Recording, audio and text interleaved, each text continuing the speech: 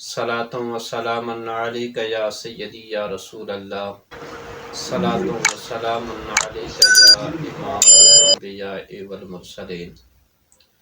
آج کا یہ درس نماز کے فرائض اور کون کون سے نماز کے فرائض ہیں، اور کچھ تو پہلے درس میں بیان ہو چکا ہے، اور پھر اس کو میں عرض کرتے ہوئے آگے چلوں گا۔ نماز کے فرائض 7 ہیں۔ سب سے پہلے نمبر میں تکبیر تحریمہ، دوسرے نمبر میں قیام یعنی کھڑے ہو کر ہاتھ باندھ کے نماز پڑھنا، اسے قیام کہتے ہیں۔ نمبر 3 قراءت یعنی قراءت کرنا، الحمد شریف کا پڑھنا،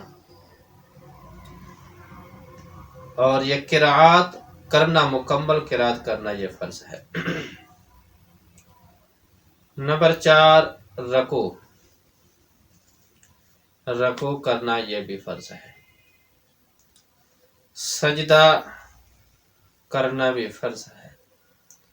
قاعدہ اخیرہ یعنی آخر میں تشہد میں بیٹھنا، یہ بھی فرض ہے۔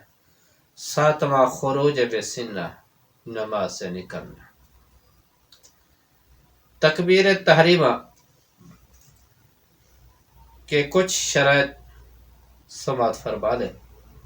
حقیقتاً یہ شرائط نماز سے ہیں، مگر چونکہ افعال نماز سے اس کو بہت زیادہ اتصال ہے، اس وجہ سے فرائض نماز میں اس کا شمار ہوا۔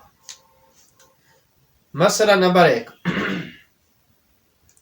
نماز کے شرائط یعنی طہارت، استقبال قبلہ، ستر عورت، نماز کا وقت اور تکبیر تحریمہ، یہ شرائط میں سے ہیں۔ یہ جو تکبیر تحریمہ ہے، قیام ہے، قرات ہے، رکوع ہے، سجدہ ہے، قاعدہ اخیرہ ہے، خروج بسنہ ہے، یہ فرض ہے۔ اور جو طہارت ہے، استقبال قبلہ ہے، ستر عورت ہے، نماز کا وقت ہے، تکبیر تحریمہ ہے، یہ شرائط ہیں۔ یعنی قبل ختم تکبیران شرائط کا پایا جانا ضروری ہے۔ اگر اللہ اکبر کہہ چکا اور کوئی شرط مفقود ہے، نماز نہ ہوگی۔ مسئلہ نمبر 2، جن نمازوں میں قیام فرض ہے ان میں تکبیر تحریمہ کے لیے قیام فرض ہے۔ تو اگر بیٹھ کر اللہ اکبر کہا پھر کھڑا ہو گیا، نماز شروع ہی نہ ہوئی۔ در مختار عالمگیری کا فتویٰ۔ نمبر 3، امام کو رکوع میں پایا اور تکبیر تحریمہ کہتا ہوا رکوع میں گیا، یعنی تکبیر اس وقت ختم کی کہ ہاتھ بڑھائے تو گھٹنے تک پہنچ جائے، نماز نہ ہوئی۔ نمبر 4، نفل کے لیے تکبیر تحریمہ رکوع میں کہی، نماز نہ ہوئی، اور بیٹھ کر کہتا تو ہو جاتی۔ مسئلہ نمبر 5، مقتدی نے لفظ اللہ امام کے ساتھ کہا مگر اکبر کو امام سے پہلے ختم کر چکا، نماز نہ ہوئی۔ نمبر 6، امام کو رکوع میں پایا اور اللہ اکبر کھڑے ہو کر کہا مگر اس تکبیر سے تکبیر رکوع کی نیت کی، نماز شروع ہو گئی اور یہ نیت لغو ہے۔ نمبر 7، امام سے پہلے تکبیر تحریمہ کہی، اگر اقتدا کی نیت ہے نماز میں نہ آیا، ورنہ شروع ہو گئی مگر امام کی نماز میں شرکت نہ ہوئی بلکہ اپنی الگ۔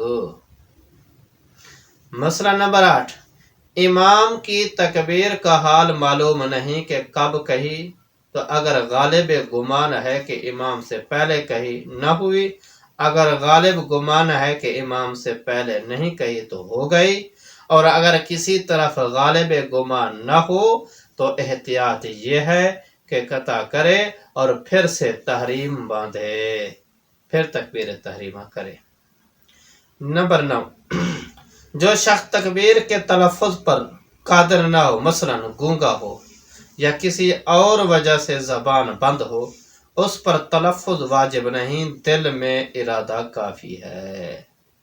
یعنی اگر کوئی تکبیر تحریمہ اونچی آواز سے نہیں کہہ سکتا یا زبان سے نہیں پڑھ سکتا، مگر اس کے لیے دل میں اللہ اکبر کا کہنا کافی ہے، نماز ہو جائے گی۔ آج اتنا کافی ہے، اور انشاءاللہ العزیز کل جو ہے اس سے آگے بیان کریں گے۔